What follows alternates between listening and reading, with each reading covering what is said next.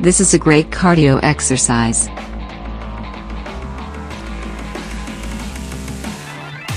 Stand with your feet shoulder width apart.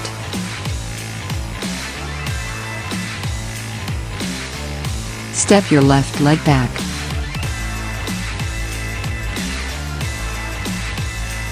Lower your body until your right thigh is parallel to the floor.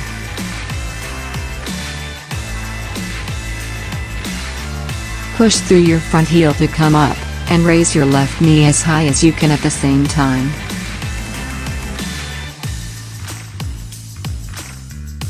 Make sure your front knee doesn't go over your toes.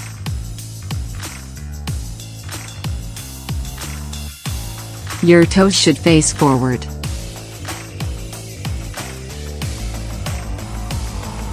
Inhale as you go down, and exhale as you go up.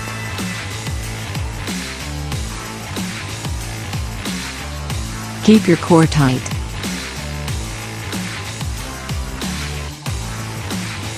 Keep your back straight and chest up.